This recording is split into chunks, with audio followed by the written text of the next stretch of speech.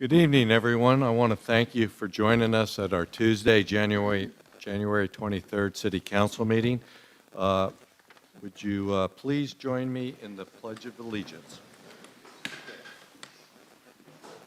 I pledge allegiance to the flag of the United States of America and to the republic for which it stands, one nation, under God, indivisible, with liberty and justice for all.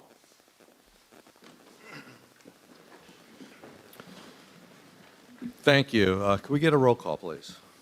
Councilmember Bagby? Present. Vice Mayor Russell? Here. Councilmember Walter? Here. Councilmember Brigham? Here. Mayor Palla? Here. And Liaison? Edwards? Okay. Thank you. Report out of closed session. City Attorney? Mayor, no reportable action was taken at today's closed session. Thank you. Any conflict of interest declarations from council members? Okay, seeing none. Agenda review, any suggested changes and or deletions to the city council agenda? No? Okay. Okay, the next section is going to be for public comment. Any person wishing to speak to the city council on any item not listed on the agenda may do so at this time. Members of the public have the right to speak on any items on the council agenda during that item. Pursuant to the Brown Act, the City Council is not allowed to consider issues or take action on any item not listed on the agenda. Each person wishing to speak must go to the podium when advised, speak directly into the microphone. This is very important since this is recorded for people to watch it at home. Each speaker will be limited to 3 minutes unless additional time is authorized. Would anybody like to address the City Council on any item not on the agenda? Okay, seeing none, I'll close the public comment section and we'll move on to proclamations. We have 2 proclamations this evening. I'm going to read one and I'll go down and present it. And while I'm down there, our Assistant City Manager will read the second one and then I will present it at that time. So the first proclamation was recognizing. It's a proclamation of the City of Cloverdale recognizing and honoring William Russell Ledford on the centennial of his death somewhere in France during World War I. Whereas William Russell Ledford was born on March 3rd, 1893 in Yorkville, California, Mendocino County. And whereas William was known to be a young man of sterling character and had a large number of friends, and the Ledford family moved to Cloverdale prior to William being called to service in the armed forces of the United States of America. And whereas Private William Russell Ledford was assigned to Company K, 18th Infantry Regiment of the 1st Infantry Division of the United States Army, and the 1st Infantry Division was the first American combat unit sent to France in 1917 during World War I. And whereas there are no details, but it is known that William Russell Ledford died of pneumonia on the battlefield somewhere in France on January 18, 1918, at the age of 24 years. And whereas at the end of World War I, William's remains were shipped back home, and he was buried in a plot number 49 in the Mount Olive section of the Cloverdale Cemetery.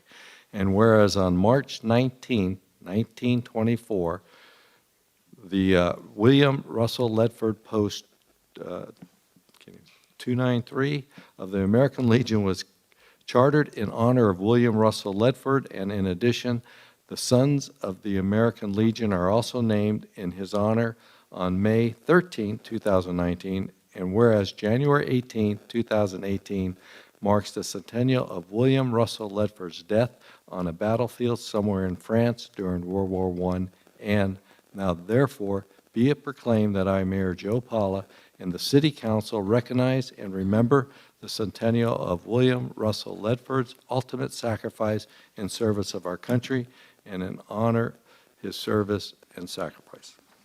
So, I'll go down and present that.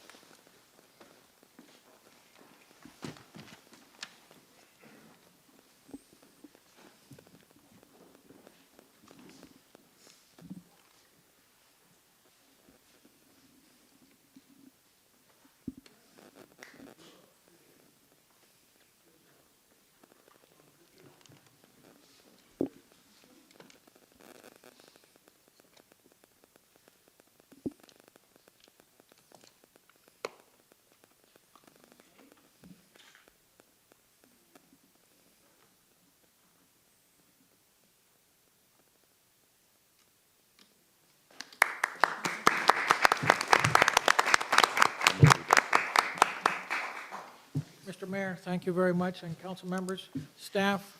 This past week, Friday, I believe it was, at the Cloverdale Cemetery, we buried this soldier with honors this time. It had been 100 years since he died.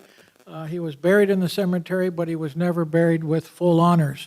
And so we had that ceremony this last week, and so in preparation for tonight's proclamation, I was able to read this then and give him the proper send-off. So appreciate that. Thank you on behalf of the American Legion and the Sons. Appreciate it. Thank you. On behalf of Mayor Palla, I'd like to read the second item on the agenda, which is a proclamation of the City of Cloverdale recognizing the 100th anniversary of Santa Rosa Junior College. Whereas Sonoma County Junior College District, well known as Santa Rosa Junior College, is celebrating its 100th anniversary in January 2018. And in recognition of its role in promoting educational opportunity, academic excellence, economic vitality, social equity, and community advancement through the North Bay region. And whereas Santa Rosa Junior College was originally conceived in November 1917 by the Federated Home and School Association, an organization of prominent Santa Rosa women who cherish the ethos of locally based higher education. And whereas Santa Rosa Junior College was chartered in California, enrolling 19 students in its first semester, spring of 1918, and eventually growing to include all high school districts located in Sonoma County and parts of Marin and Mendocino County by July 1963. And over its 100 years serving over 1,700,000 individuals, preparing each one for regional, national, and global leadership. And whereas Santa Rosa Junior College has established comprehensive campuses in Santa Rosa and Petaluma, along with a public safety training center in Windsor, the 365-acre Schoen Farm in Forestville, the Southwest Santa Rosa Center in Roseland, classroom-based instruction throughout the district, and an online program that serves students from throughout the region and beyond.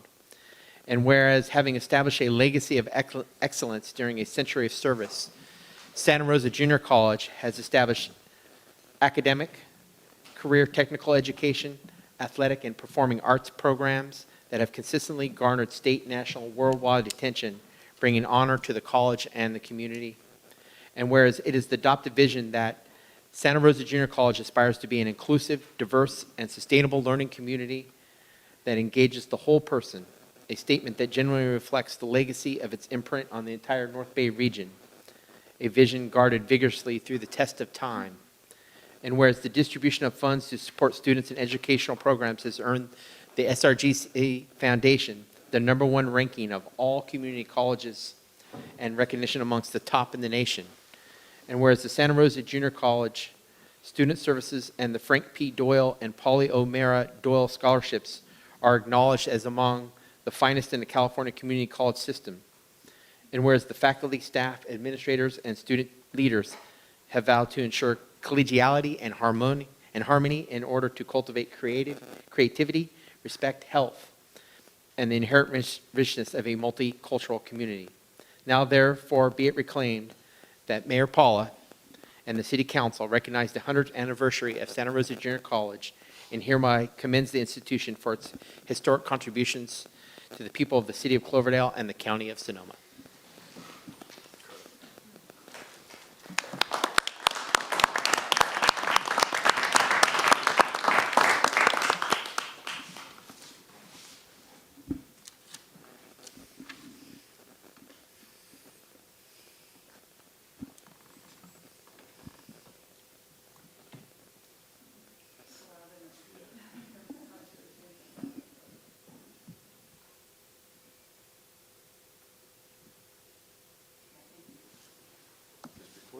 Before, Ricardo, before you come up here, say a few words, I just want to say, I personally have had a lot of experience working at the college, both as 20 years on the Criminal Justice Advisory Commission down there for the Public Training Service Training Center, as well as on the Board of Trustees for two different spurts for 4 years total. So not to mention working there on different projects over the years. So I've worked with Ricardo, and the college is just a fantastic place, and the Doyle Scholarship's second to none. So Ricardo, please.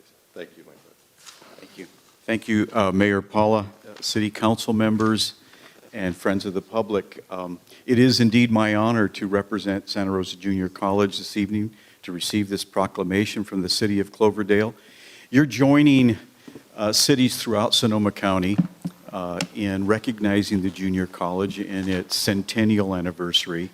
A beautiful coincidence this evening that the gentleman from Cloverdale who passed away during the war, World War I, 100 years ago, was also the birth of Santa Rosa Junior College. Mm-hmm.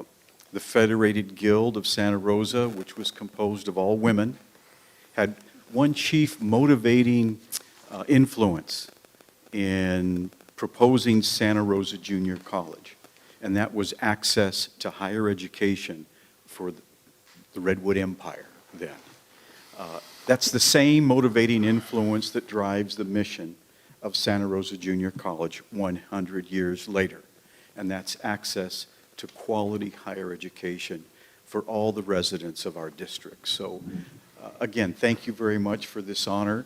I'll be taking it to the college, and we invite you to join in many of the celebratory events that'll be held over the next year, 2018. Thank you again very much. Thank you.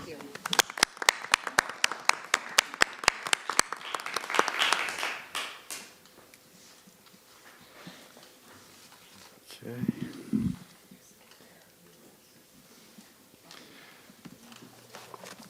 As the screen comes down here, we'll go ahead and move on. We have two presentations tonight. The first presentation will be a presentation of the 2017 Annual Customer Survey results. So I'll turn that over to our Assistant City Manager. Good evening, Mayor. The item before you tonight is a presentation by Ms. Sue Hahn, Principal with Strategies by Design. This is a presentation on the survey results for the second annual customer survey, which was conducted in October and November of 2017.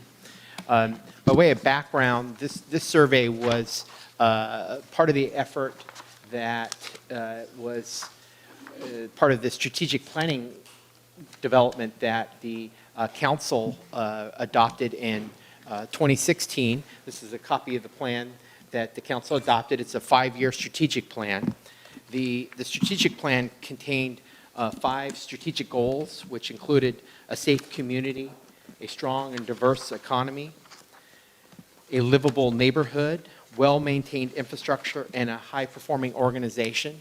And the survey that Sue developed on behalf of the city addresses those 5 key strategic areas.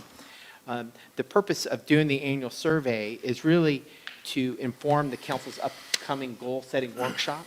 To kind of quote Peter Drucker, what gets measured gets managed, and I think that's the goal of the performance survey, is to measure some of the key metrics and get feedback from the community. So without further ado, I'd like to invite Ms. Hahn up to the dais to provide an overview of the survey results for 2017. I think Sue will note that there are a couple items that have particular statistical significance in her presentation. So without further ado, Sue, thank you. Thank you so much. Good evening, everybody. I have got fantastic news. Your strategic plan is working. Tonight, I'm here to share what we are trying to achieve with the strategic plan, how we are doing in achieving those desired results, and what it's going to take to keep that progress moving forward. I'm going to go through the results pretty quickly and matter-of-factly so that we can get to talking about these results as much as we want. For that reason, if you'd hold your questions until the end, I'd be happy to address anything you want to talk about in terms of these results. And we can talk about statistical significance as well, if anybody's interested. So why are we conducting this survey of city residents? The purpose of the survey is to give us feedback on an annual basis how we are doing implementing the approaches that are laid out in the plan. This information is used not just by community development or just not by the police, but by all departments of the city to tell us where we're actually making improvements and where we need to still focus our attention. As David indicated, we conducted the survey in October this past year, similarly to what we did for the baseline survey in 2016. And as you can see here, that on the bottom bar chart, the demographics of the sample were pretty similar to the demographics of the residents of Cloverdale, with one exception. We're a little low on Hispanic Latino participation. Anybody here participate in the survey? Anybody? All right, thank you so much for your feedback. It's really helpful. Overall, the response rate was a little down for this past survey in comparison to the first one. The first thing we ask people to do is rate the quality of life in Cloverdale, and this is one area that really shows that your strategic plan is working. All quality indicators across the board, Cloverdale as a place to recreate, to retire, to raise children, to work, and to live, all received higher ratings than last year. The first area of the plan, as David mentioned, is a safe community. How safe do residents feel in Cloverdale? Well, most people feel safe, not surprisingly, during the day, regardless where they are in the community. A sense of safety changes at night, which is also not surprising, but not to be ignored. And here we see a little variation in residents' feelings in terms of fear of crime. We see a reduction in the fear of crime in people's neighborhoods. That's great, that's what we want to see. But we see an increase in the fear of crime in the downtown area and in the parks. How do citizens rate the quality of police services? Better than last year. Speed of emergency response, conduct and professionalism of officers, and overall quality of services all received higher ratings, with our shining star in this area being the services provided by the 911 call takers. This represents one of the biggest improvements in this survey since last year. So kudos to the police department. The next area of the plan is economic vitality.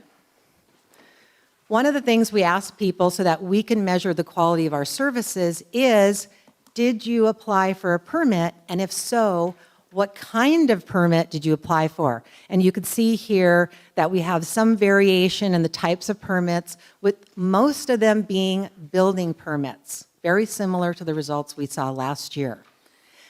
These same people are asked to rate the services. So here we see that timeliness of service, communication, and professionalism of staff all received improved ratings over last year. There was a slight dip in the overall quality of services. I'm not sure what that is given the other ratings, but we'll need to check in to find out what people are trying to communicate in that particular item. But overall, these are fantastic results for community development. They've been doing a lot of work in this area, and it really shows. We ask Cloverdale business owners how they rate Cloverdale as a place to do business, and 52% this year rated Cloverdale excellent or very good. This is in contrast to only 12% last year. So a remarkable improvement, and another one of our shining stars here in these survey results, this particular rating. Nice work for community development. Next area is the infrastructure. We saw a decrease in the ratings for maintenance of the playgrounds and facilities, about the same for landscaping. Regarding city streets, we saw an increase in ratings for the safety of bicyclists and pedestrians, about the same rating for the smoothness of streets, but a decrease in ratings for traffic flow, speeding vehicles, and cleanliness. Lastly, of course, we asked people, how do you rate public work services? Great. Communication, professionalism, staff, and overall quality of services were all up from last year. Timeliness of service took a little dip from last year's results. Thriving livable neighborhoods is next.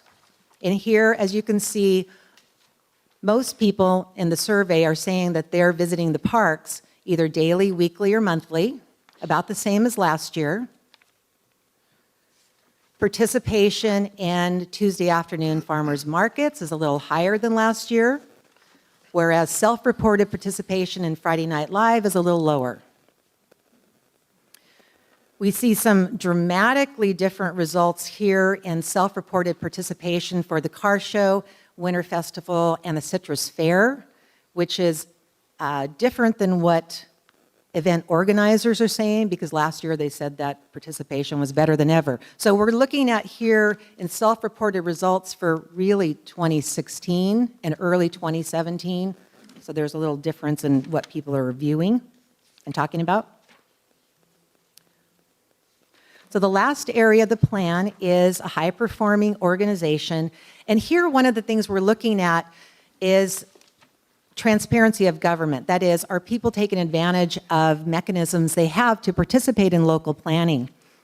Here, in terms of physical participation, we're seeing a reduction in people participating in city council meetings and city council committee meetings, with a slight increase in planning commission meetings. Does that seem about right for you guys for last year? Did you see a reduction in people coming to meetings?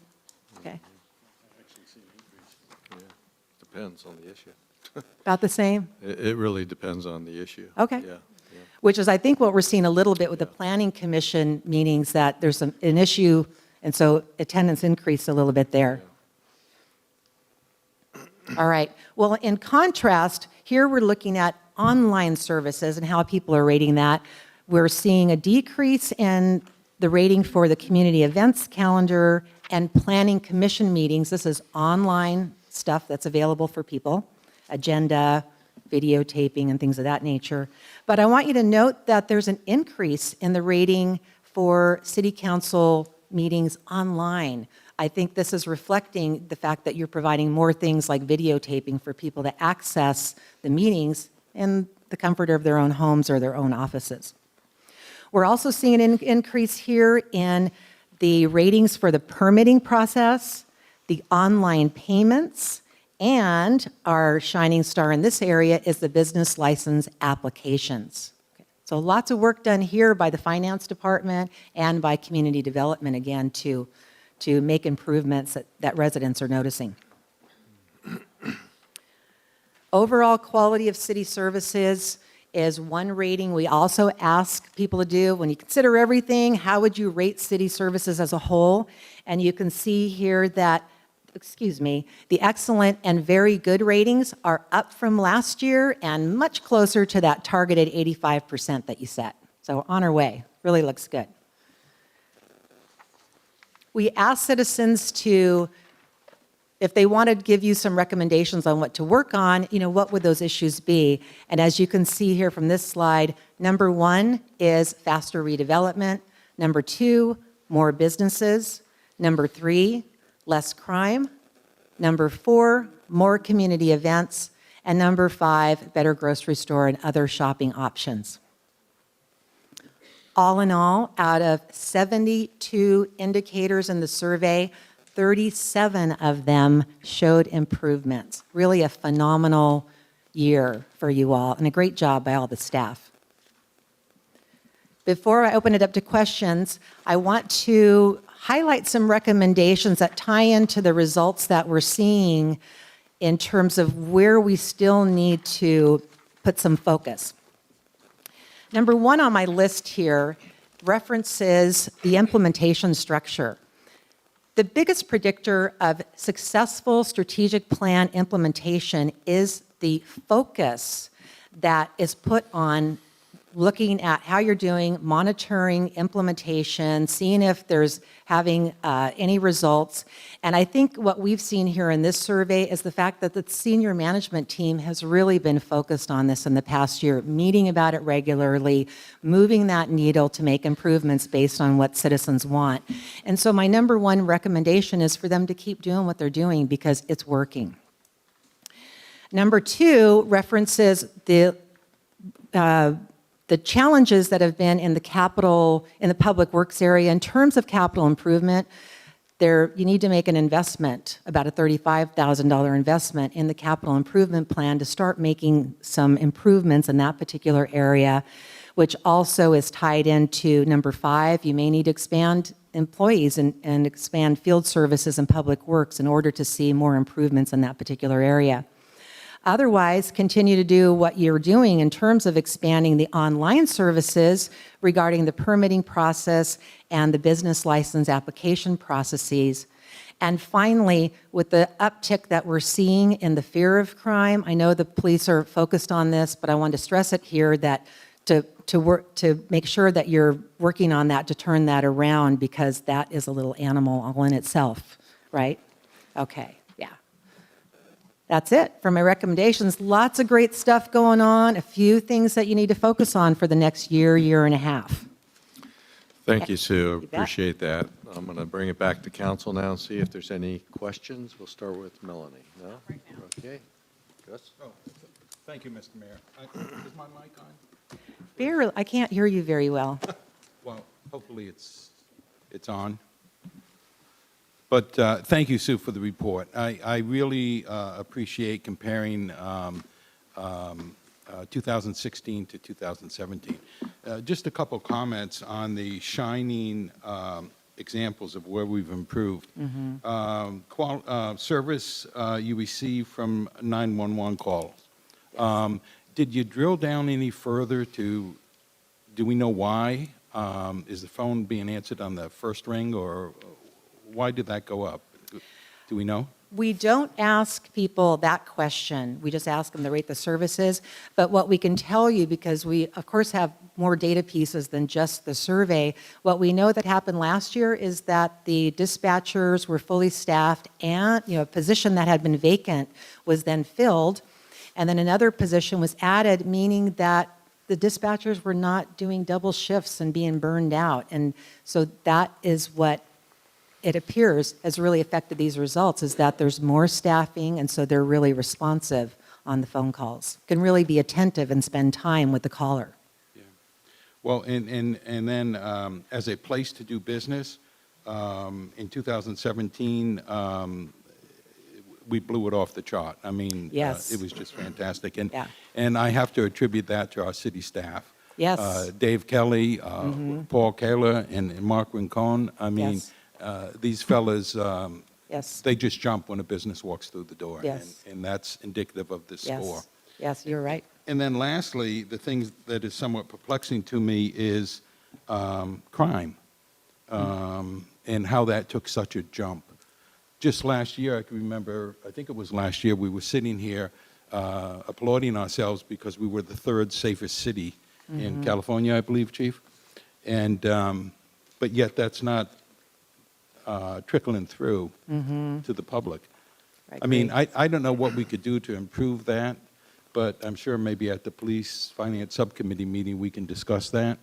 Right. Yeah. But, So yeah, thank you. I'd Yeah, just like of to course. Well, there just are- comment on that, if I may. course. I think a lot of that would be perception, and it's a perception statewide. It's not necessarily Cloverdale. I think there's a lot of things going on throughout the country, and I really think the perception's there. And I think that's a conversation we'll have during goal setting, is maybe a neighborhood watch program in some ways to get out into the community and to kind of let people know, what to do if they feel even a hint of unsecure, and how to go about and deal with that. So Yes. we'll talk more about that. Yeah. So go ahead. If I might just Yeah. quickly, Mr. Mayor, on that too, you're right. I think some of this is perception, but it's also more communication, whether it's online or in other ways, but mostly online communication. You can have someone who unfortunately has their car broken into because they left the door open, which many of us have done over the years, and that's suddenly, with Nextdoor and other websites, broadcast. So I have a feeling some of this is perception, but you're right, we need to find out whether it's perception or reality. Right. And what we can do about it. And I also agree we need to communicate more, find vehicles for that. Right? I'm done, Mr. Oh, you're done, okay. I'll come back. Come back to me. Yeah, is it on this topic? It's on this topic. Okay, yeah, please, go I ahead. just was going to mention that I think Prop 57 has what has contributed to the perception, and so I think that improvement of communications would be key for us, because it's probably, perception's probably a little bit out of balance with our statistics, so. No, thank you for that. Thank Right. you. And I would Certainly- encourage you all to follow through on all of those things you're mentioning, because it is a combination of communication and trying to match up the actual crime stats with the perception to see what are people seeing that they're reacting to. Is it communication, or is it something else going on? But I know that Well, you'll be able to do that. the statistics will tell the story as well, and I know Right. the chief will be doing an annual report, and we'll be getting one here in the next, 30 Right. to 60 days, because then we can see how much of it is Yeah. actually an increase in crime and how much there's a perception associated with that. Beautiful. So, thank you. Vice Mayor Russell, Thank you, please. Mr. Mayor. I have some questions. I have a lot of them, but I'll get to a couple of core questions. One of them is we have 183 responses, I believe, and I know a great deal of work went into that, and a lot of communication went into that. What I'm finding as I look at the demographic, however, and bear with me, I'm a bit of a demo wonk. Okay. Spent my life Great. in human resource and talent acquisition, and so I'm very into this stuff. Great. In fact, kind of get excited, but that's a story for another time. The point is, when I looked at the demographics, the first thing that hit me was, okay, we've got 183 people. Of that 183 people, representing, 9,000 something, what do they look like? In other words, demographically. And very quickly, it became quite clear. Thank you, by the way, for breaking it down as well as you did. It was a big help. For example, of the 183, this year, 83% own their own home. Means they don't rent, they don't live with someone else, whatever. That's interesting to me. Also, I think about 60% have lived in Cloverdale for 11 or more years.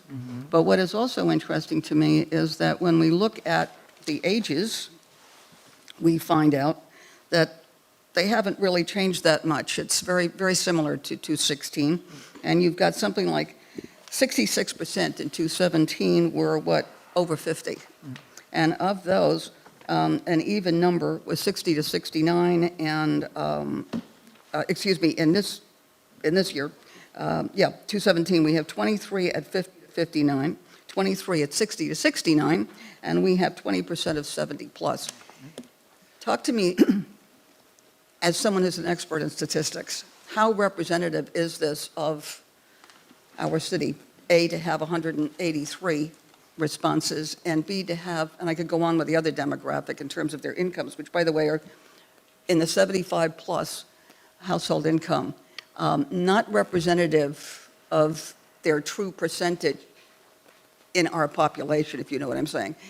So how representative is this really of a cross-section of folks? I'm wondering if, I'm looking at some of the people I know out here who are well-known and community leaders, and I'm wondering how many of those people are the ones who responded, because I think they're more likely to.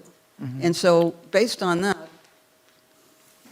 are we actually getting statistically valuable information, or are we getting the opinion of a certain intelligent, well-informed, but not typical group? Because we're going to act on this. We're saying to ourselves, gee, we did well here and we didn't do too well there. But I'm wondering, from a statistical point of view, is that real? Sue, could you address that? Yes. Thank you. Well,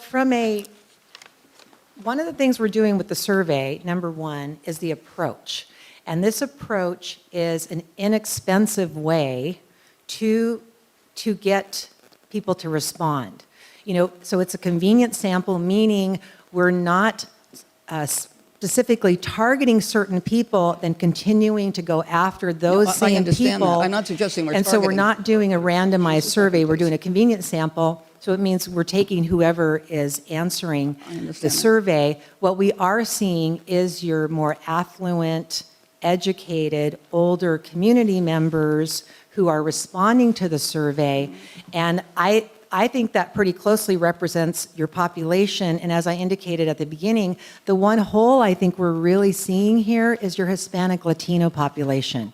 The few that we have that have responded have given some great results, but we haven't heard from very many of them. And statistically speaking, that's the group I feel that we're missing here.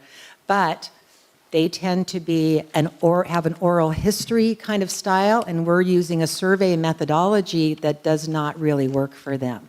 And so I do have some ideas for how we can boost that up. Good, okay, that's what I'm getting at. It may be diverting completely away from using this kind of survey specifically for the Hispanic population, but I believe if we could do that, it might just be talking to formal, informal Hispanic Latino leaders in the community and getting their input, or having community forums with your residents, whatever way you want to approach that. So we'd have to abandon the survey a little bit because it's just not culturally appropriate. So We I do would- offer it in Spanish, but No, I understand it's that, just but not that's reaching what I'm people. getting at, is we don't really Yeah. have a statistical Yeah. representation Right. of each group. And this is a very special group of people, just as Yep. each group is. And I think we need to take a look going forward at how we can get the information from people across the board. Right. And if it's not possible Right. or feasible with what we're doing, we need to know that too. Right, yeah.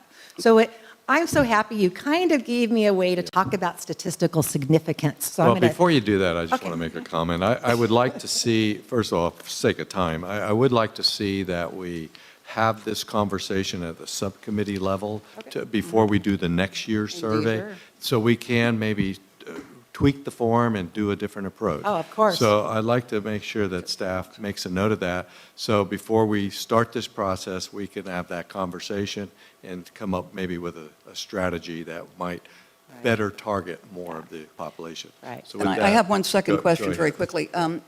Things like answers that are pleasing, like a good place to do business. We need to talk about things like, is this the economy or is it us? Or is it some combination of the two? It may not just be us, because it may not also just be the economy. I'd like to think it's at least a combination of the two. So I'm just suggesting that before we draw major conclusions, we take a look at what we really have here and see if we need to get a broader input, which I think we do. Thank you. All right, thank you. Okay. Councilmember Brigham, did you have anything? Okay, go ahead, Sue. And Thank then you. I'm going to bring it back. Before we open it, we You have bet. our Okay. 2-4. I just wanted to explain those items that I called out as our shining stars. Those are items in this survey that indicated statistically significant change. So what Councilmember Russell is talking about when, is this information statistically representative? Or in our case, we're looking at statistical significance in the results too. What does it really mean? When we have a sample of a population, we have to take into account an error rate, meaning we know not the whole sample is going to say yes to this question. But we think a range of people will. So if 50% say yes, then our confidence interval or our error rate might be 45 to 50%. That way we're really taking into account what everybody might say. And when we have two surveys, we have two confidence intervals, right? And those two confidence intervals cannot touch if we're talking about statistically significant change. And that's why some of those were called out as bigger events than others, because they were they took into account those error rates and surpassed the error rates in the survey. Okay, so just wanted to be able to explain that. No, well, thank you. Thank you for letting me talk about statistical significance. Thank you. Before you, Acting Chief Barker, please. Yeah, I just wanted to comment that we have a number of neighborhood watch programs going, and last year we've done more than ever, Coffee with a Cop. We had our first ever national night out. We're going to continue that this year. We outreached the Hispanic community over at the new apartment complex. We participated with the sheriff's office there. with a community group meeting. I followed up with that with the manager there to have another one. The one that sticks out to me the most is the fear of the downtown crime. We have been going into the shops and meeting with like Bolt Fabrics, the theaters, I want to call it Trader Joe's, but the Trading Post. So we get out and talk to those folks. I would like to see more downtown foot patrols during the hours of 5 and 7 o'clock at least. I notice, especially on Friday nights, there's a lot of people out walking around and stuff. So we have some work to do, and we're going to continue to do what we can. So Thank you, and thank you for that effort as well. I want to go to our student liaison. Any comments or questions? Everett? Only that I noticed. Would you speak into the mic? Oh, People sorry. can't hear you. No, that's fine. Sorry, only, is this on?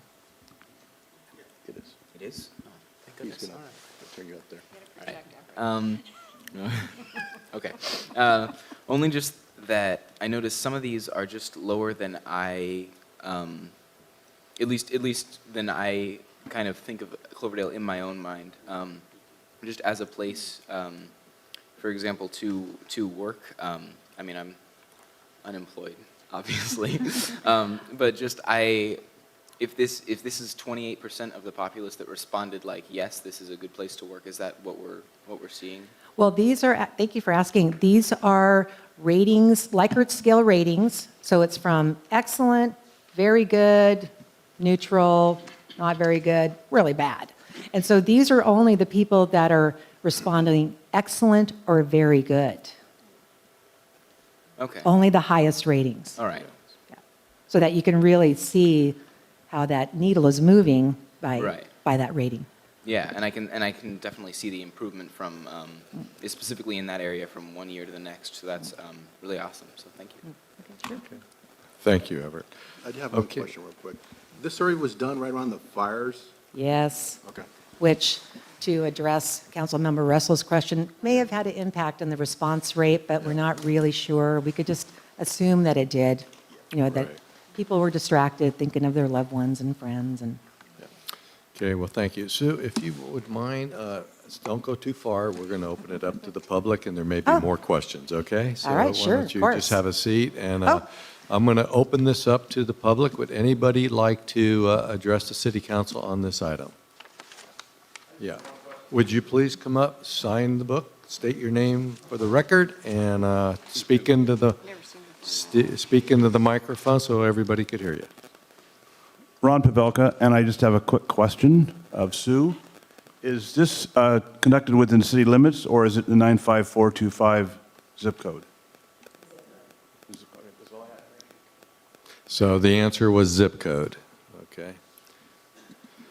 Anybody else that would like to address the city council on this item? Yes, please come up, state your name into the mic for the record. Hi, I'm Shirley Davis. I have a quick question for Sue.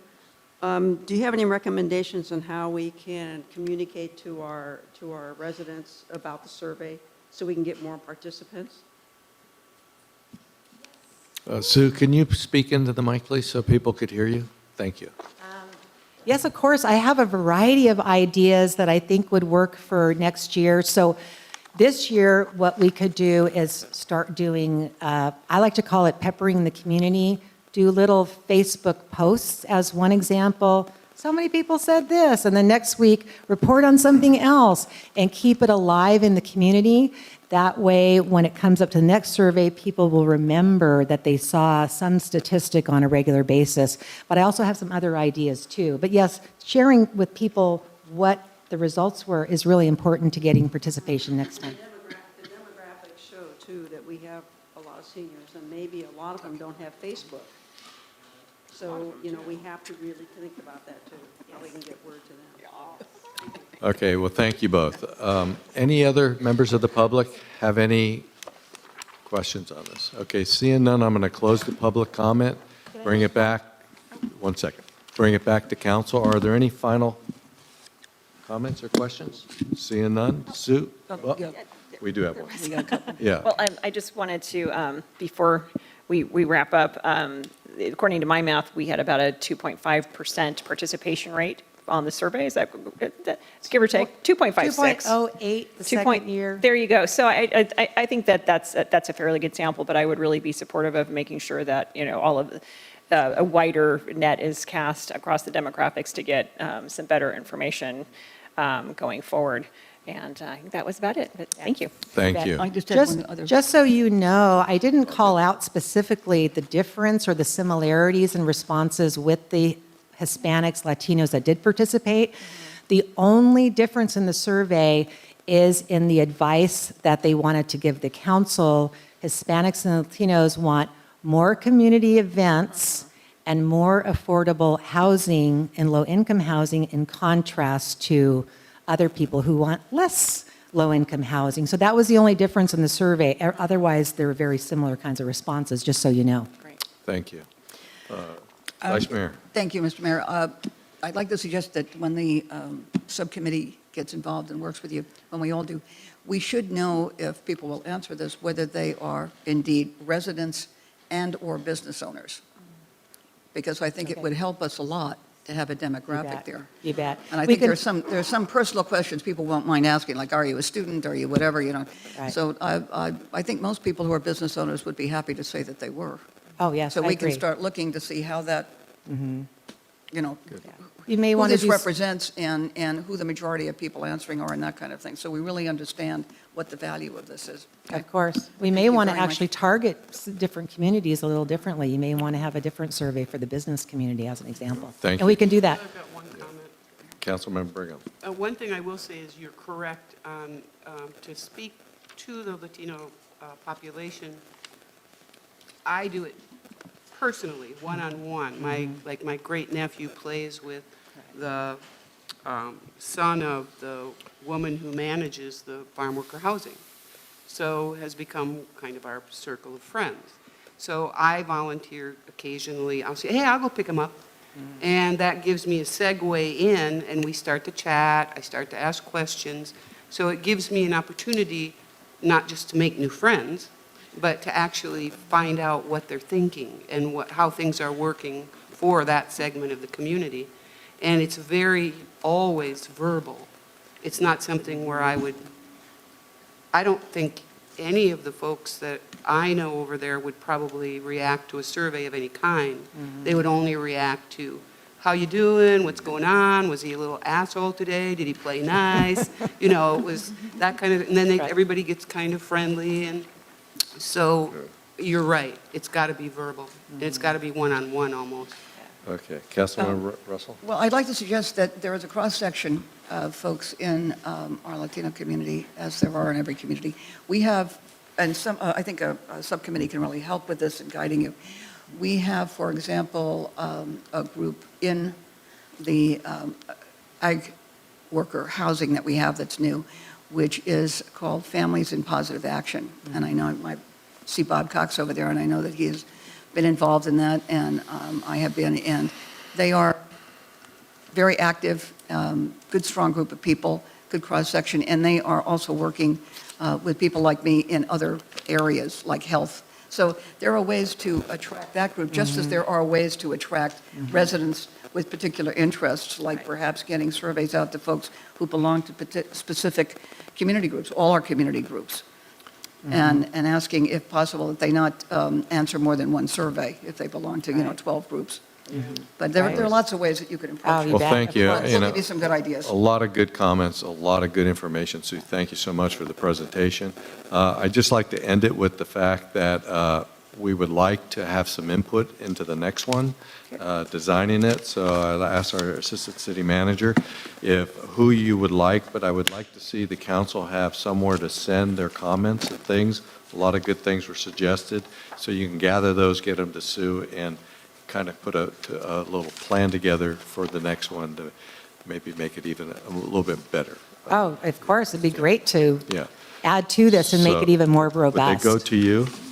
Mayor, if I can, Yeah. to address that question, I think staff understands council would like to get and garner additional community input in terms of the survey responses and would like to have the opportunity to review the survey instrument at the subcommittee level to offer critical feedback prior to it going out in terms of maybe some of the additional techniques we want to use for community outreach. I just want to remind the council that one of the purposes of doing the survey, of course, is to kind of give you a gauge at how we're performing, give you a measurement on some of the key strategies in your strategic plan, but also to help guide your budget, your decision-making process during the budget. And given the council's kind of interest in doing additional outreach, that's something that I think we should talk a little bit about during the budgeting process, because as you know, additional outreach does require additional resources, and just making sure that we're cognizant of that and plan appropriately. But we'll certainly make sure we plan to bring this forward to a subcommittee for review prior to the releasing the next survey to the community. Perfect. Thank you. Subcommittee. Thank you. It'd be the administration. Yeah. Thank you for all your comments. I'd be happy to work with you on that. In closing, I just want to say I've been doing this work for a long time, and I know that there's some fine-tuning that you want to do, and I honor that. But these are some of the best results I've ever seen in 1 year's time, and I think it's really a testament to your senior management team and all the work that they have put into building relationships with the business community and working on the landscaping and the police and trying to be responsive to people in the community. And I just want to say a hearty congratulations to all of you for a wonderful first year. Thank you.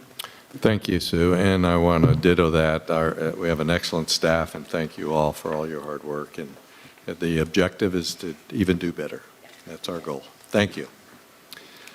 Okay, appreciate that. We are going to move on to our next presentation.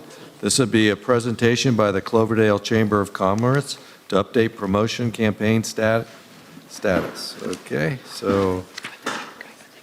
Good evening, Mayor, members of council. I'd like to invite to the dais our Chamber of Commerce team, including Nina Hanchett, Ron Pavelka, and Nina, if you want to introduce the rest of your team. I will do that. The purpose of the presentation tonight is to give the council an overview on their marketing program. And as you know, the council approved a contract for the chamber to conduct promotional activities. We saw a lot of activity during the summer with the Friday Night Live, the Experience Cloverdale marketing promotion program. And really this is what was called for in the agreement as a second presentation to council. This is the second of three to give you an update and overview on the status of their marketing program today. So before you start, I just want to ask each of you, when you're speaking, if you would take the mic. And the reason for this is recorded, and people at home won't be able to hear you if you're too far away from that mic. Thank you. Thank you. Honorable Mayor, City Council members, city staff, citizens, and viewers. My name is Nina Hanchett. I'm the Executive Director of the Cloverdale Chamber of Commerce. Also here from the Chamber are President of the Board, Ron Pavelka, Janesse Brewer, and Amy Schaefers.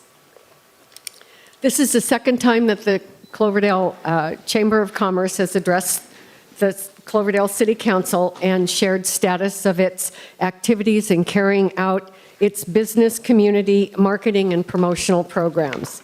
Since our last status report, we have undergone a complete personnel turnover and have a new executive director since early November and a new administrative assistant as of mid-December. In early October, Chamber board members, joined by City Manager Paul Kaler, volunteered at the annual KRCB wine auction. We all wore our Experience Cloverdale t-shirts, and part of that event featured a one-on-one interview with me relative to what's going on in Cloverdale. So that was broadcast and online to everybody in their viewing audience, in their viewing area. Just on the heels of that event, the Chamber office was open and available for both residents and businesses who did not have phones or internet as a result of the county's firestorms. There were lots of people that the only information that they got was to come and drop into the office or visit somebody else that had online access. On October 29th, for the second year or week, the Chamber hosted a Dia de los Muertos sugar skull decorating contest at the Grange. We did over 65 sugar skulls, which was considerably more than last year. Want to say anything more about it? No. Okay. And it was great because it brought kids, parents, grandparents, and friends all together, and it was just a nice way to celebrate our community. So just after that, in November, we co-hosted a mixer with the county's Hispanic Chamber of Commerce. It was hosted by the History Center, the Cloverdale Chamber of Commerce, and the Hispanic Chamber of Commerce. Very well attended. There were business people that had interests in Cloverdale that we haven't seen in town. There probably were 45, 50 people there. We had donations from local restaurants. We had board members from the History Center and from our chamber that brought refreshments, and we had Carlos Chavez wine there, and Kelly and Young wine was donated as well. It was a great place to showcase what we've got here. Then December 1st, and I'm not going to take a whole lot of time and go through everything that we did, but some of the highlights were our annual Winter Festival and annual tree lighting in the downtown plaza. This year, we supported the Lions Club and the tree lighting part of it, but the chamber took the standard for setting up the marketplaces, we called it this year the North Pole and South Pole. We had vendors selling their mostly handmade and hand-hewn wares. And of course, the weather cooperated. It was a beautiful Friday evening. And there were people all over downtown. And there were lots of visitors and people that came from other regions. Hard to quantify based upon the survey. It seemed like it was very, very well attended. In fact, so much so that our restaurants there was no room at the inn, any of the inns. So we're looking at even making it bigger, better, faster next year, always. Okay, so in the background, our website is being upgraded. Cloverdale, we want to brand it with Experience Cloverdale using the colors and the features and some nice photos and a calendar that is easy to use so that the community has one repository for posting their events. It's really easy to use, and we want to communicate that throughout all of our organizations and clubs and all of that, so that when people call and say, what's happening, and send them to the website, and it really will represent what's happening here. We expect that the website will be done by April 1st. When that happens, we are going to be working on the economics and looking at the feasibility of doing a TripAdvisor banner program, which will direct people to places to eat, places to recreate, places to stay in Cloverdale, and events. So more to follow on that. It will be Experience Cloverdale branded every which way. The Cloverdale map is at the printers, so we should have that very, very soon. It's been kind of a long project, but with a lot of other things that kind of happened at the same time, it's not, I'm happy that we're done. And so that should be out by Citrus Fair weekend. The Chamber welcomed the 2018 San Francisco Chronicle wine judges by giving them a list of, they only have one night where they're free that isn't already set up for their activities. So we gave them a list of all the restaurants and all of the other entertainment venues that were happening that particular Thursday night. Next year, we hope to be invited to participate a little bit more, so working on that. We are also working on a collateral piece that we can provide to businesses, hospitality businesses, chamber offices, any place that the spoke folk when they come to Cloverdale, so that we will have a lovely piece for them to take, in addition to our website, but a lovely piece for them to take so that they know where to stay, where to play, what's going on in Cloverdale. So we're serious about getting that put together. It's going to feature restaurants, places to stay, places to recreate, and events. We are also working on reestablishing the community garden on South Cloverdale Boulevard across from Uniques and Antiques, and also a second garden in conjunction with Cloverdale High School and their food to table program, and be part of that. So that's a work in progress, and we're in the early stages of that. The board has expanded in terms of board members. We've also invited an advisory board, which will meet quarterly, and then also the addition of 2 student liaison to be at our board meetings to get so we're part of the mesh in the fabric of this community. So people don't say, what is that chamber doing? Mark, do you want to, Ron, Mark, do you want to tell who the advisory people are? Okay. We've currently got 4 people to be on the advisory board. We want to have a nice mix of demographics of the community. So far, we have John Reuser, who's going to be on the advisory board. Steve Kawa. Steve and his husband live here part-time, and Steve just recently retired as the chief of staff for the mayor of San Francisco, where he'd been for 25 years, and just a great resource. Gianna Volpe, who started a sawmill and is going to be developing the property across the street from my office, will be on the board. And Bonnie Wildarzik, as she retires, we've given her another full-time job. Actually, another part-time job. We do that here. Yes, we do that. And as Nina mentioned, we have 2 young adults who will be working with us on our board from the high school, starting next meeting. Yeah. Exciting. Yeah, hopefully they'll be in the parade with us too as Dancing Citrus. Okay, so as we are also in the early stages of working on a welcome kit for new Cloverdale residents, so that when people move here, they'll know what all the riches and the fabulous things that go on in the community and who they can contact if they want more information. So it's more than a kernel of an idea. It's taking some formative steps, but you'll be seeing something to welcome people that come into this wonderful town. It'll be mailed, mailed. It'll be mailed to them, yes. We are also in the early stages of starting a locally focused marketing program in concert with Sonoma West Publishers. The first step we've taken is to do a tile ad on the paper's websites, initially highlighting the Citrus Fair, but after that, working on Experience Cloverdale and tailoring it to some of the unique, wonderful businesses we have here. So more to follow on that. While actively working to get Cloverdale on the map, the official California Visitors Guide for 2017 and 2018 omits Cloverdale from the San Francisco Bay Area. The map stops at Geyserville. If I don't accomplish anything, You'll do it.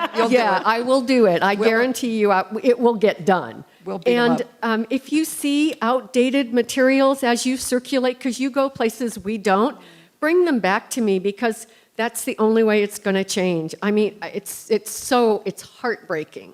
Yes, it is. Ron started that push a while ago, and we just have to keep rolling. I use this expression a lot, rolling the rock up the hill.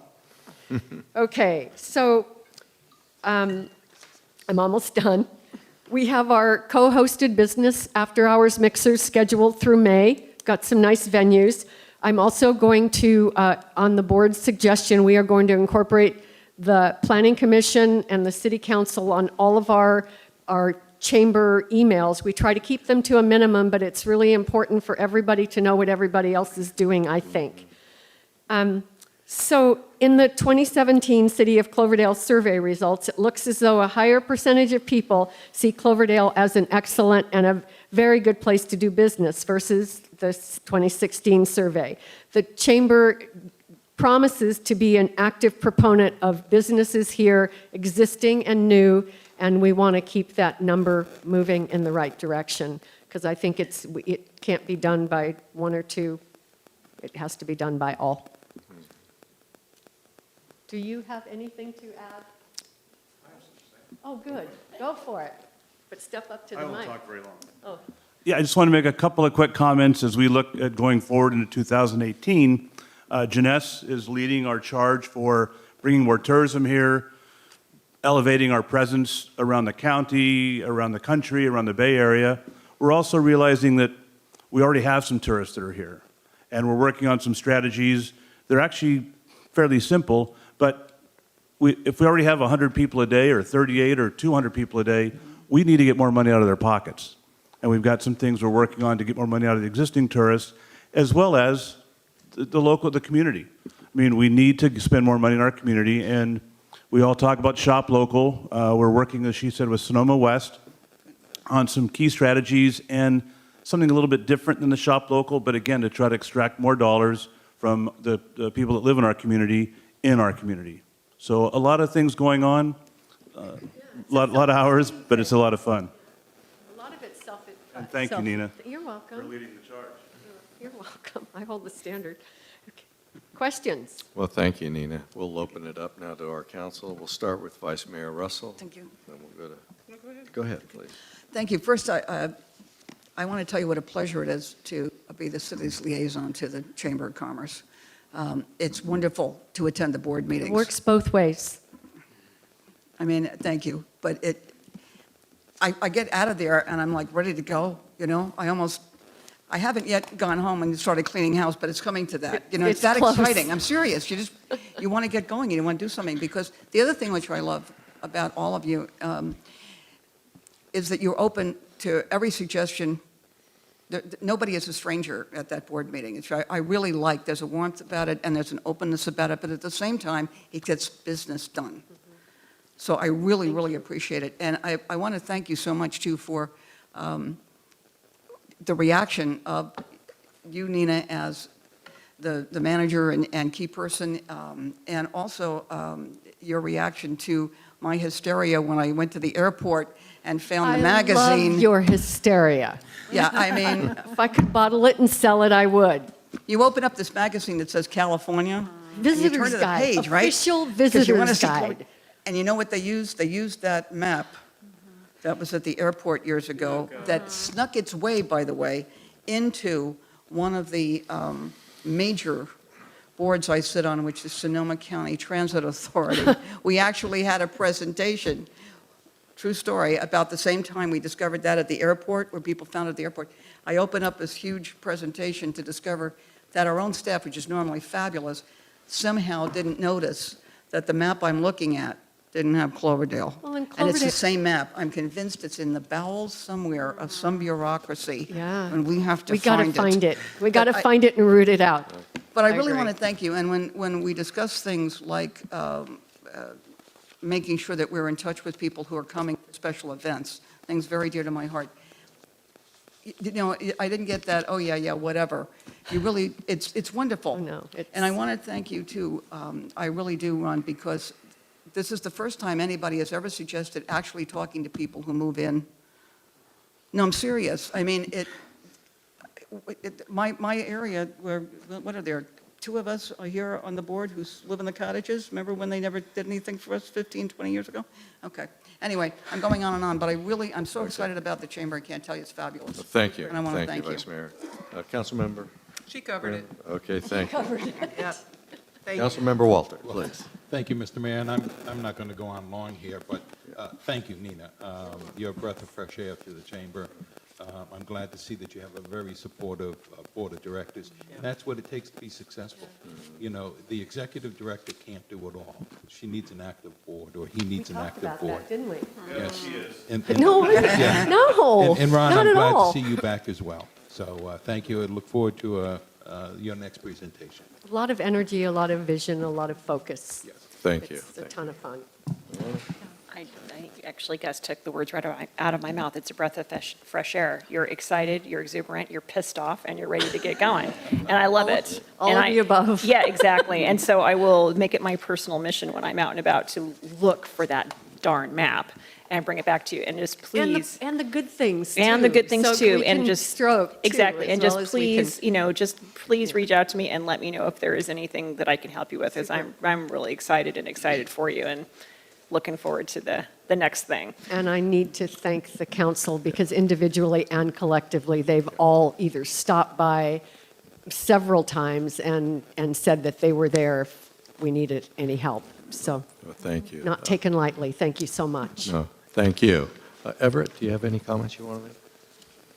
I just wanted to say, you guys bring so much energy into the room when you walk in here and give this presentation. And it's really cool to just see you guys and you clearly on fire for Cloverdale. And I think that's really awesome. And I think we definitely need that kind of representation. And I think that our town is definitely worthy of Totally. absolutely all the reputation that California can afford. So. Absolutely. Thank you for that, Thank you. Everett. And I just want to say, thank you all for all your hard work. I mean, we're all in this together. It's a team effort, and certainly we want to continue our relationship and our partnership with the Chamber, because marketing and building the economic vitality of our city is critical. We talk about shopping locally, but when people work out of town, they tend to shop out of town. That's just the way it works.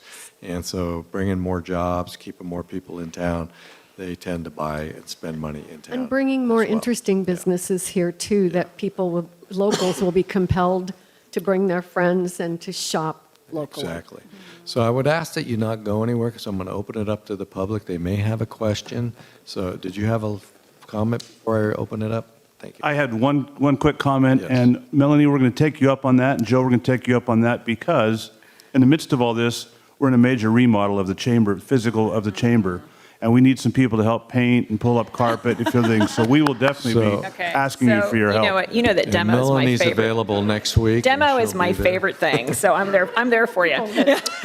So with that, I'm going to see if anybody in the public would like to comment on this item. Well, thank you for the applause, but did you? That is intended to the chamber, by the way. So, okay, well, thank you guys very much. Really, Appreciate it. and let's keep this partnership alive and moving forward. Thank you. Okay, so with that, yeah, we got time. So we are now at the consent calendar. All items under consent calendar will be considered together by one action of the city council unless council member or a member of the public requests that an item be removed and considered separately. Mr. Mayor, hearing no one request an item be removed, I'm going to go ahead and recommend the consent calendar be approved as submitted. Thank you. Okay, so we have the motion was made by Councilmember Walters, second by Councilmember Bagby. Any discussion on the motion? Seeing none, can we get a roll call vote, please? Councilmember Bagby, Aye. Vice Mayor Russell, Aye. Councilmember Walter, Aye. Councilmember Brigham, Aye. Mayor Palla, Aye. and Everett. Aye. Okay, thank you. Okay, we will move on to item number 8 under new business. It's a discussion and possible action on direction to Mayor Palla to appoint actions of the City Selection Committee and the Mayor and Council Members Association Board of Directors regarding various pending appointments, and we believe we have one. So, That is correct, Mayor. In preparation for the mayor and council member meeting scheduled for February 8th, this item is to seek direction by the council to the mayor for that appointment. There is a letter in your packet from Mayor Pam Stafford from the city of Roanoke Park requesting or expressing her interest in appointment to the RAN board. Just for the public's benefit, the RAN board is the Remote Access Network Board, which is goal is to facilitate the expansion of broadband services within and through Sonoma County. And really just the action tonight is to provide direction to the mayor for a recommendation at the City Select Committee, which will be held at the next mayor and council members meeting. thank you. And we all know Council Member or Mayor Stanford, since she's really a hard worker, so we have one. So you want to make a motion? I'll make the motion, Mr. Mayor, that we, the city of Cloverdale, nominate Second. Pam as the representative. Okay, so motion was made by Councilmember Walters, seconded by Vice Mayor Russell. Any discussion on the motion? No. Okay, all in favor say aye. Aye. Any opposed? Okay, it passes 5-0. Thank you. All right, we'll move on to item number 9, discussion of outline for February 15th, 2018 Cloverdale City Council Goal-Setting Workshop. Okay, good evening, Mayor, members of council. The council saw a prelude this evening in terms of the survey results for the 2016 strategic plan adopted by council. In terms of the preparation for the fiscal year 2018-2019 budget, staff has prepared an agenda report to discuss an outline for the City Council's goal-setting workshop. What the request is to review the processes that staff has historically used for the goal-setting process for the workshop that's scheduled for Thursday, February 15th, and to provide feedback and direction to staff based on the process that's outlined in your agenda report, or to accept the process as historically been utilized and provide direction to staff to continue with that process in preparation for the workshop that's scheduled on the 15th. Thank you. Any questions from council? No. Okay, seeing none, I just want to ask that we do, as this thing opens up for the workshop, I'd like to have a quick overview of the 2017 goals. It's like they did 2017, 2018 goals, where we're at with those, and what we've accomplished, and basically what's still out there. And then just again to recap, this is the goal setting is going to be. We need to get our goals to the city manager by February 7th, 2018. There's a form in our packets, and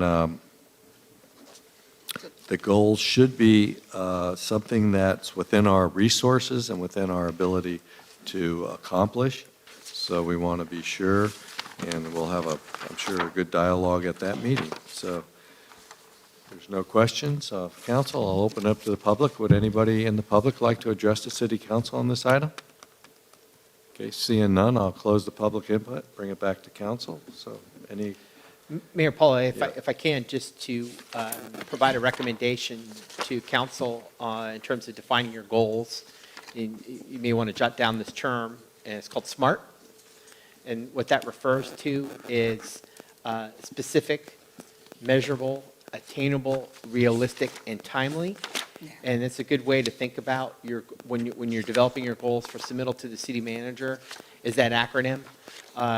And coming up with language that is specific, as you mentioned, Mayor, goals that are realistic and attainable, but also providing a time frame with your goal. That obviously gives the rest of the council some important consideration on what is a realistic time frame for implementation of some of the strategic goals that the council wants to oversee. And so just kind of as a reminder that that's a best practice for goal setting. Excellent. No, that's excellent. Thank you. And just for the public, again, this is going to be Thursday, February 15th. It's going to be at the Senior Center, and it's going to start at 4 o'clock. And it's an open public meeting, and your input's always valued. So please try to attend. Thank you, Mr. Mayor. I just want to really encourage that we encourage the Planning Commission to be there. They're a very important part. Really, I know we consider the Planning Commission commissioners, their input very valuable to us, and I hope we have a good turnout with them. So. Yeah, thank you, Councilmember Walter. I want to share with you that at the Planning Commission meeting on January 15th, we specifically agendized an item to remind the commission about this joint workshop. City Manager Paul Kaler was present and invited him personally to attend, and indicated how valuable their input to the goal-setting process is. So we did encourage their attendance. Some did indicate they may, because of their time frame for working, that they may show up late, but we encouraged them to attend nonetheless. Thank you. Thank you. Any other final comments? Move on? No. Okay. Seeing none, we'll move on to item number 10, introduction and first reading of ordinance number 720-2018, amending Title III of the the Cloverdale Municipal Code, adding Chapter 3.3, establishing a public educational and governmental, with acronym is PEG, fee on state cable franchise operating within the city of Cloverdale. Assistant City Manager. All right. Good evening again, Mayor and members of council. Just by way of background, in 2006, the state legislature adopted what's referred to as the Digital Infrastructure and Video Competition Act, or DIVCA. That established a state franchising process for utilities such as Comcast and AT&T that provide video services in our community. Previous to DIVCA, individual communities had individual franchise agreement with video service provider. What this law did is put the Public Utility Commission in charge of the state franchising process, and as part of that, basically created just the standard 5% franchise fee that's payable to the city by state franchises. For reference, Comcast pays quarterly somewhere between $26,000 and $28,000 based on that 5%. So, a little bit less than $130,000 annually in franchise fees.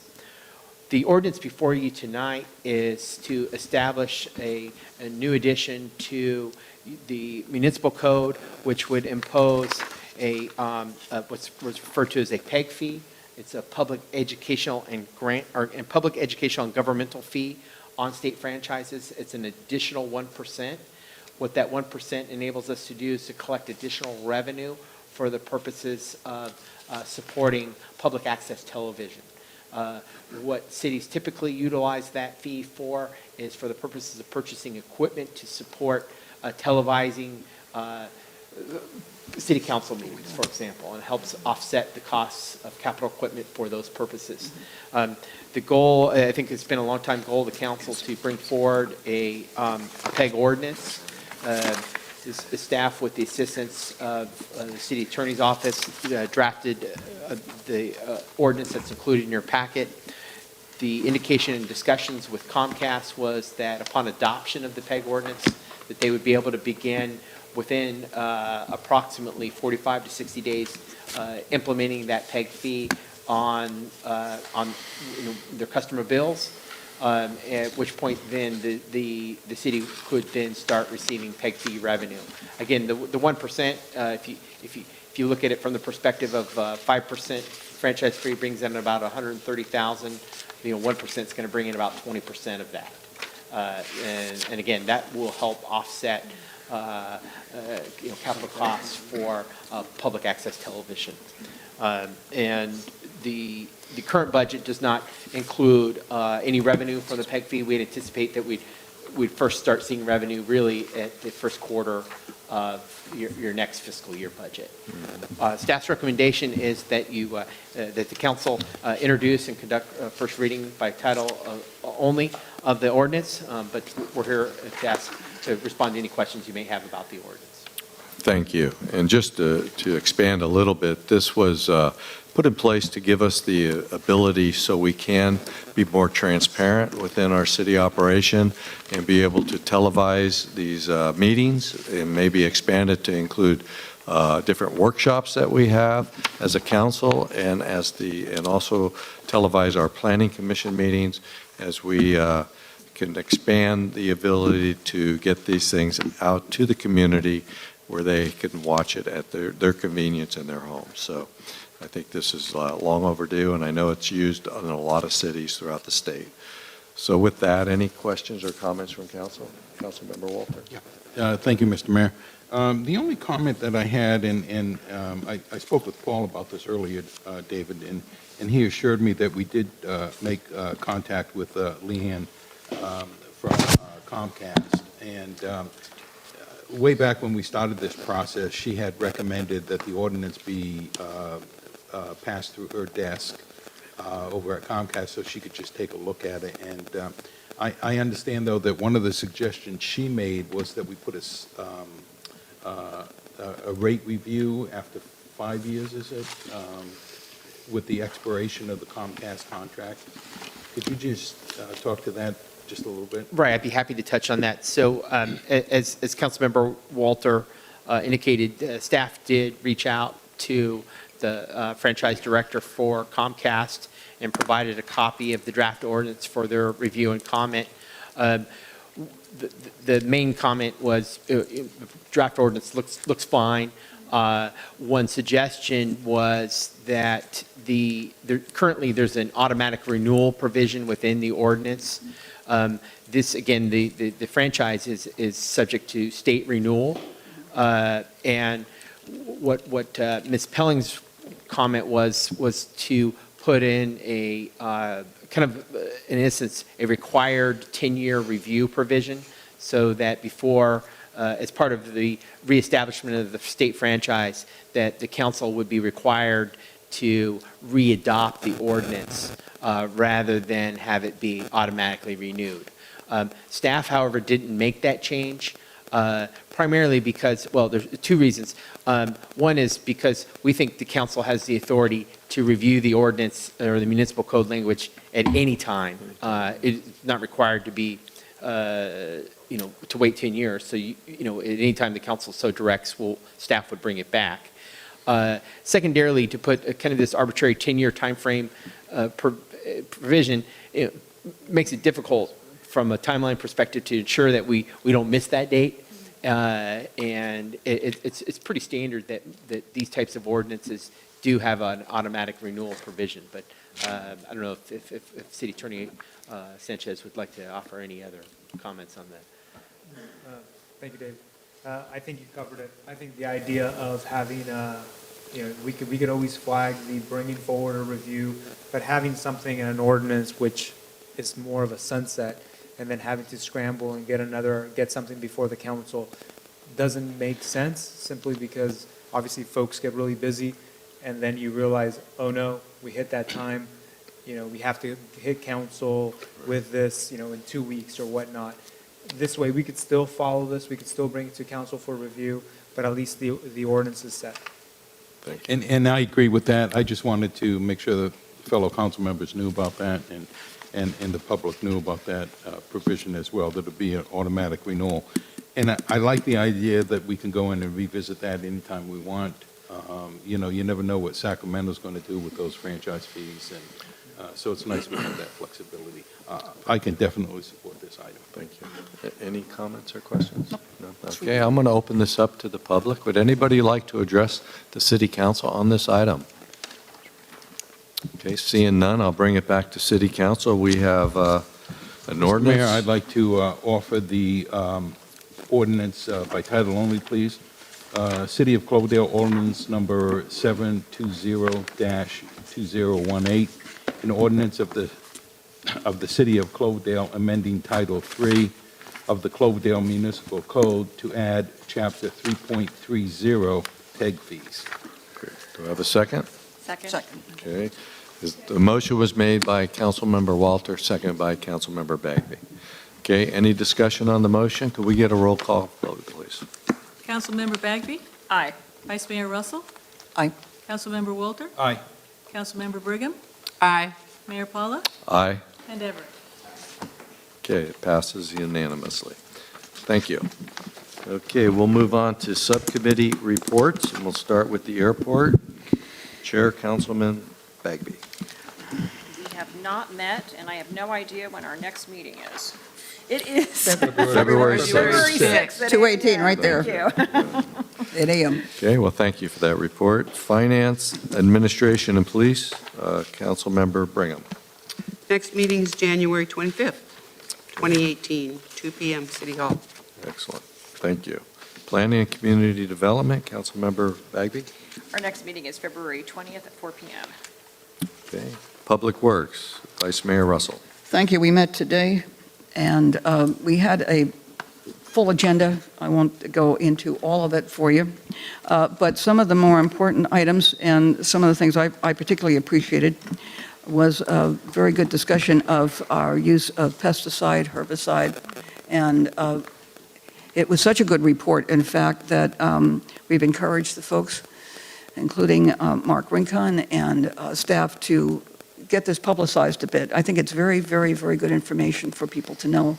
And it's already been prepared, so hopefully it won't take too much effort. But they were very cooperative and willing to do that. And I was very impressed by Mark and also by Hector. I don't think we realize the complexity of this. You know, we think, okay, you just get rid of herbicides and you do something organic. Meanwhile, there are massive amounts of rules and regulations, and there's a whole lot of science behind it. It's just fascinating. So we want to get that out to the public. The other things that we discussed, I don't think we need to spend time on here, but there are a number of issues that are far more complex, again, than they look, and they will take a little bit of time. Particularly, for example, discussion which we had, with the director of the Chamber of Commerce, a brief discussion about lighting of our sign leading into the city. And I don't know if you have anything else to say about that, Councilmember Walter, but jump in. Well, no, we would just, with respect to the sign, we would just weighing the issues of what solar would actually provide, the cost of it, and so we're still waiting for Public Works or for Mark to get back to us with some other options that we may have. Exactly. Very good. And I do want to make one point, too. There is a meeting coming up Thursday about Rockydale. Yes. Yeah, with Susan Verde. So hopefully that will be productive. Yes. That we're working on it. Thank you. Our city engineer and myself will be meeting with Susan 10:30 on Thursday. Right. Good. Good. Thank you. Okay. Yeah. All Other right, things you'll see in so the let's minutes. see, we're, Joint City Fire District, we have not met. The next meeting's February 12th at 5:30 PM. It's at the Fire District Headquarters. And the Joint City School District Subcommittee, we met last night. We actually had a very fairly lengthy meeting, and I'll just briefly touch on a few things. One is the tennis courts. As you know, about 8 years ago, we, in partnership with the Cloverdale Tennis Association, the school district, and the city, we spent over, well, the district picked up most of that, but we spent over about $260,000 to refurbish all 5 courts, and they're really excellent, state-of-the-art. Well, they're in need, like all good things, to be resurfaced to preserve it, and we got bids, and they came in about $19,800. And so we talked, and right now we are in agreement that the school district will fund $10,000. The Tennis Association is going to fund $5,000, and the city's going to fund $5,000 to continue that. So we're moving forward, and the objective is to have that done this summer when school's in recess. So that'll be good for another 9 years before we deal with that again. We had the Boys and Girls Club present, Michelle Edwards and Crystal from the Cloverdale Club. Again, talking about the need to somehow come up with a mechanism to get more funding to that club. They can have 25 students there per one part-time instructor, one part-time staff person. Right now, they have 17 kids on waiting lists that can't get into the club. And we just kept talking about that's just not okay. We don't want kids, we have 2 parents working. We don't want kids unsupervised just to be roaming around with nowhere to go. So we're going to have a follow-up meeting. Jeremy Deckard, superintendent of schools, myself, Michelle Edwards from the Boys and Girls Club, and my colleague on the School City Subcommittee, Gus Walter, if he's available, because he was to attend that. We're in the process of scheduling it. The one objective is to take a look at how the fees are structured, how they cost, if I understood it right, about $250 per student is what it costs the club, but they only collect $125, and they subsidize the rest. But the money's there, not there to subsidize, though. We recognize there's people that do need to have subsidies. So we don't want to take that away, but we also want to recognize that there are people who could pay the full amount. There's 2 working people in the family, they could pay the $225, and to try to offset so we can somehow, between fundraising and figure it out. So we're going to go through a lot of scenarios, and I'll keep you in the loop on that. The other thing we talked about is the Cloverdale swimming pool. I've been working with that. We have an ad hoc committee of our committee, which is myself, and the school board president, which is Preston Addison. We've been working on this with one of the residents in the community, so we've been dealing with this. I've met with Supervisor Gore several times on this item. The big thing is we want to get it heated. The water is not heated. We talking about leakage. A lot of the families are taking their children to Healdsburg because it's heated, and the kids, it's just too cold in the water, even in the summer. So I was unaware of that until just recently, so we kind of took it on, and we're trying to see what it's going to take to put solar into that to heat that pool. Good. And so we're moving in that direction. We've got some prices. It's costly. But the school district, again, in our partnership, and the fact that they would like to have school programs down there as well, we could expand the hours. So we're looking at the county, city, and again, school district partnership, which really reduces the cost down considerably. And we're also going to be talking about possibly the city maintaining management control over the pool, not ownership, but management, so we would be in control to expand the use throughout the season. And Supervisor Gore actually suggested that. I liked it. So now I've got a meeting scheduled with we're getting a meeting scheduled with GSA, County GSA, which I know it's going to be an interesting conversation, but we will have that conversation, and I know Supervisor Gore is going to have somebody from his office at that meeting when we do meet. So the objective is to, one, get it heated, and two, to get better control, kind of like what they did with the Veterans Center. The hall where now the the Legion is actually in control of it, running it, and so many improvements have happened since that's taken place. We want to get that pool. It's underutilized, and it's got a lot of potential. So we're moving on that. And the last thing I just want to bring up is the student liaison program. We're going to open that up. They're going to get the applications out for next school year. They're going to get those out fairly soon, and then they'll come back to our committee May 14th, and then no later than May 14th to the members to review, and then at our May 21st meeting, we're going to make the selection for next year's student liaison. And at that same meeting, and we would like to get our 2 student liaisons that are currently on to be at that meeting, if at all possible. It's on May 21st. It'll be at 5 p.m. And we're going to ask our press to be there, hopefully, and we're going to have our sponsors of the scholarships there. And we're going to make a presentation to them, and we'd like to get them some publicity and recognition for their generous donation. They each donate $500 towards the scholarship for each of the 2 student liaisons. So it's a great program, and it's working really well. And our 2 sponsors of that are currently the Cloverdale Kiwanis Club and Bruce Reuser of Reuser, Inc. So we'll get them there as well. And our next meeting would be, it's on March 19th at 5 p.m. at City Hall Conference Room. That ends my report. Any questions on it? Yes. That would be May 21st. Right, and the location. It's at City Hall Conference Room. Yes.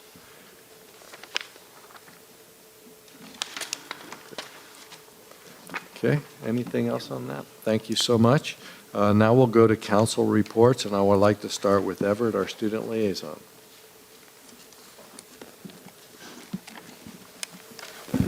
Hello, members of the City Council. It's always an honor to be here tonight. Speak into that so people can hear it at home.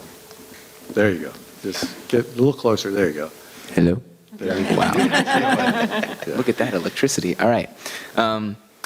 Sorry. So, City Council members, thank you again. It's an honor to be here as always and give input into your meetings. It's always awesome to see public policy in action. There are several things going on at the high school as of right now. Sports. So the basketball team is in full swing. Their season is, well, it's actually coming to an end here. All of our teams played Clear Lake on Friday. The girls varsity won a game here, and the girls junior varsity lost a game here. and the boys varsity lost the game in Clear Lake, and the boys junior varsity won the game in Clear Lake. So lots of back and forths on that. Baseball and track winter conditioning has begun. All the teams are meeting unofficially for just kind of honing of the skills and trying to get back into the groove of things after a long kind of break in between seasons. Tennis also had our first meeting. So speaking of the courts, thank you very much. We've had consistently some of the very best surfaces in the league. It's been a real blessing.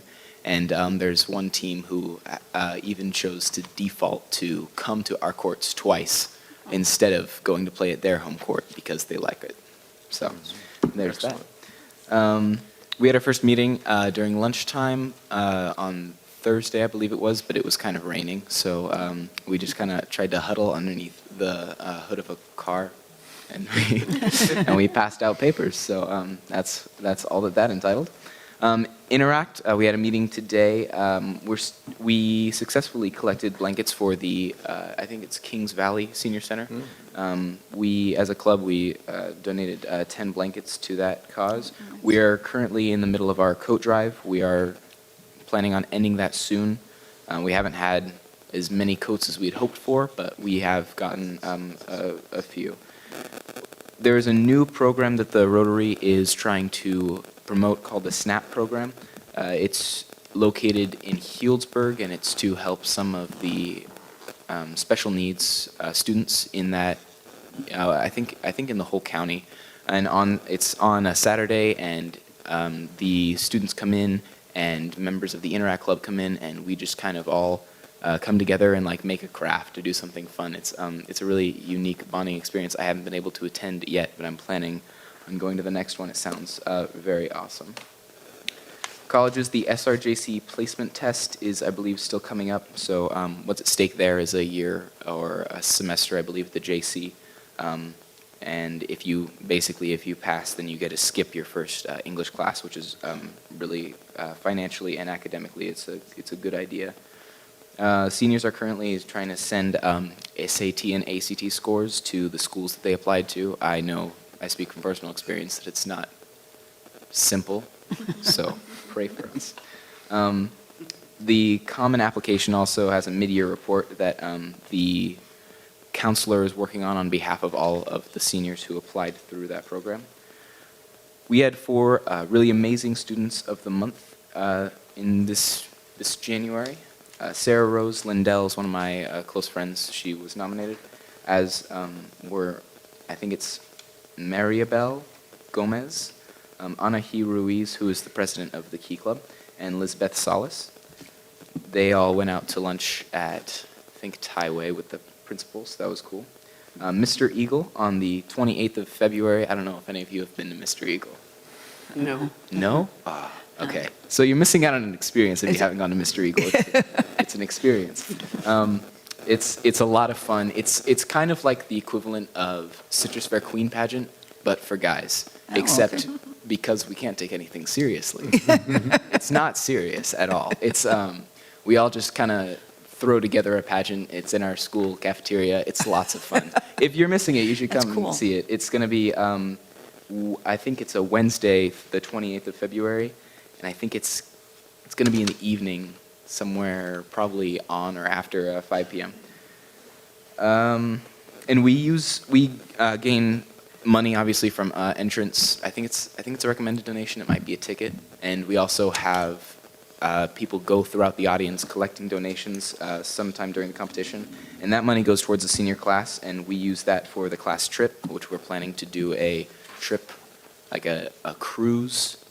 So that's going to be lots of fun, and also a day out on the boardwalk. So that'll be really awesome, and also a class gift. We're planning on, as a senior class, giving the school a tree to go in between the room 5 and room 27, I think they are. Citrus Fair Queen is not directly affiliated to the high school, but it is definitely a big part of several students' lives. Sarah Rose Lindell, Samantha Santana, who you all know from being here, and Eden Winifred are all students of Cloverdale High School that are participating in that competition. We also are going to be hosting, I guess, Nicole Rauch, who used to go to Cloverdale High School and then moved away, unfortunately, but she will be participating in the Citrus Fair Queen. They've currently organized their group dance and ordered their costumes, and they're working on the essay section right now. The Chamber of Commerce came in and talked about the tree lighting, and I was very happy that they did that, but one of the things that I think they might have missed out on personally is the pep band. We were there and we were playing on the stage, and Mr. Collins stayed afterwards and did some Christmas carols. It was really just great to get everyone into the mood of the winter holidays again. We're currently learning pieces for a combined band where we combine our efforts with Windsor High School and put on a performance for the parents, mostly the parents, but also community members of both schools. And the drama department is practicing some improv training, and they're going to do a performance on February 2nd. The drama department has been very, very good in the past couple of years. They've had a lot of really strong performers. A lot of them have graduated, but there's still definitely some great talent there. And they're also gearing up for the spring play, which will be coming up later in the year. Great. That's all I have. Well, thank you so much. And I want to encourage you and our liaison, Santana, to reach out to some of your peers at the school, the juniors going to be seniors, and let them know that if they have an interest in applying for this, this is the time. And they should contact the district office there to get the application. So people that you know that might be interested and be a good fit. So help promote it, I guess. Absolutely. Yeah. And this has been a great experience, by the way. Thank you so much for having me here. Okay. So now we'll, Mayor, members of council, if I can ask Everett just to touch on one other project. I understand Everett and a team of seniors and juniors is working on a community project. City Engineer Rincon and myself had the opportunity to meet with them recently to talk about the city's kind of encroachment permit process. And maybe, Everett, if you can, for the benefit of the council, just touch briefly on this project that you're working on and give them an overview and some of the dates that you're planning to unveil your project. Absolutely. So as a council, I'm sure you know, I think you put out the request for proposal, the RFP, for the students of Cloverdale High School to build, not build the wall, build a wall project. Yeah, that is representative of what the students believe is the truth or obstacles there too. And we have taken that and run with it. So I am part of Mr. Dobbins' fourth period Honors English 4 class, and we currently have our design together. We are sending people to meetings for Kiwanis, Lions, to try to gain the funds that we need to actually begin construction. We have a concept laid out. We've built our own small little model. I'm sure you'll be informed of all this. I think we're doing a presentation soon, or we already have maybe, but I wasn't part of. Okay, all right. So, and then what the city engineer and staff had to say was just all sorts of really finer information that I don't think the students would think about. In general, the wall project is a great opportunity for students to kind of apply what they've learned into something that could be used in the real world, and I think that's been a great opportunity so far. A lot of the comments that teachers say prompted this project was, why aren't we using this in the real world? You know, why aren't we using our algebra in the real world? Why aren't we using geometry, things like that? And so some of the things, it was really cool to see just the engineer and the staff both come in and talk about logistics of when you build a structure, these things need to be in compliance with certain requirements set out by law and precedent, including ADA standards. Requirements? I'm right, what do you know? Including ADA requirements, just maintaining an adequate space around and through the structure to try to be able to allow all people to fully view it and see what we've done. And also the triangle of sight. I'm not sure exactly what subcategory you define that in, but I remember it specifically because it was about specifically about hazards that pedestrians can, or hazards that drivers can cause to pedestrians if there's a large structure on a corner or somewhere where the public view of someone who's not as easily defended physically that would endanger them. And we learned a lot about that, and we also stayed around some of us stayed around for the insurance talk at the end about some of the logistics of trying to get the school board to cover insurance on top of getting the city to cover insurance.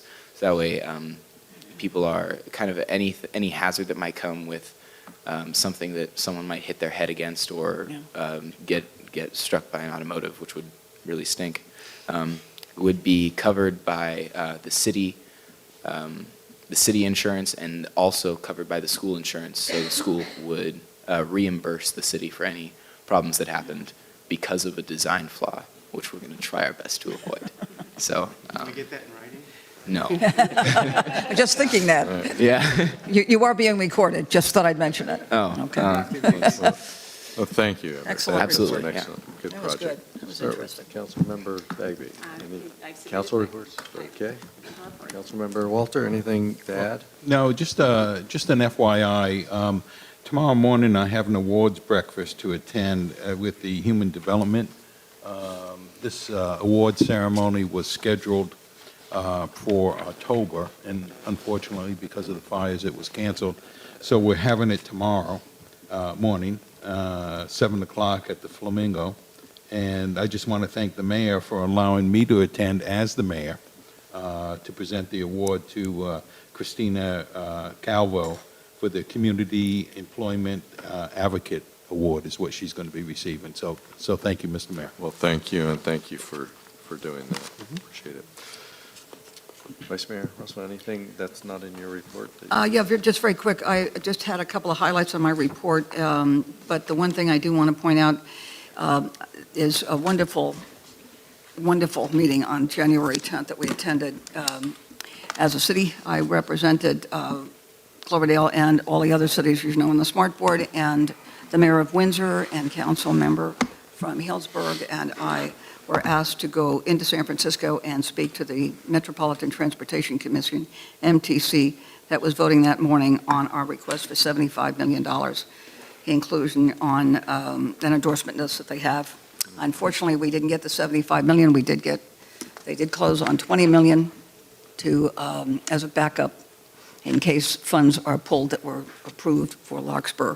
But I do want to say that this was the second time that the three cities have made a presentation together. This was a bit on the spur of the moment, but it's great, and people notice it, and they comment on the fact that all three cities were up there. And I know Representative that I've known in the past from another county mentioned that was extraordinary, and they happen to wish it would happen in their county. So anyway, there you are. There's also a smart report coming along for you that will bring you a little bit up to date on what's going on over there.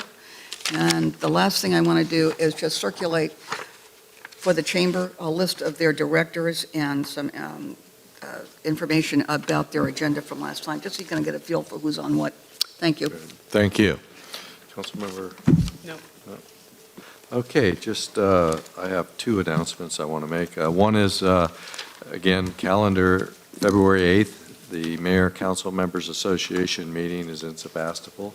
So if you haven't let Linda know whether you're going to be able to attend, please do that. Also, I just want to let you know, and we need to start the planning for this, is Cloverdale will be the host city for the August 9th Mayor Council Members Association meeting. So the most important thing, obviously, is locking locations down. We have plenty of time to work out the specifics, but we just need to have both a place for the dinner as well as for the meeting. So I'll be working with Linda on that, and we'll have to get that nailed down. And then I had a message.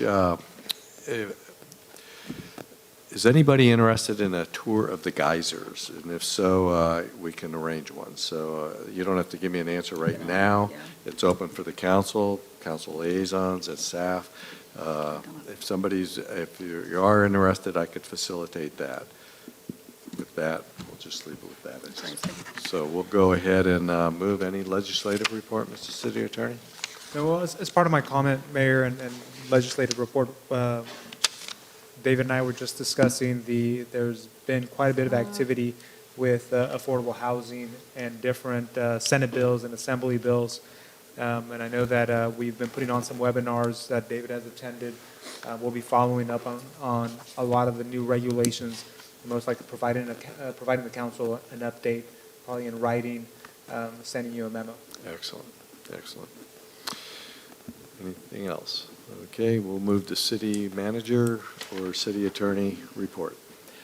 No reports, Mayor, just for the benefit of the public. Just wanted to report that City Manager Kaler was unable to attend the meeting tonight just because he caught the flu bug. Thank you. City attorney, anything? Nothing tonight. Thank you.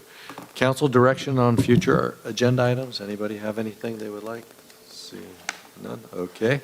We're going to go ahead and adjourn the meeting of the City Council, Cloverdale Community Development Successor Agency, to Tuesday, February 13th, 2018. Closed session will begin. And this says 5 o'clock. It may be earlier. It depends. I'm going to suggest that we set this for 4:30. Okay? 4:30. Linda, did you get that? 4:30 for the closed session. And that'll be at City Hall. Public meeting will start at 6 o'clock here.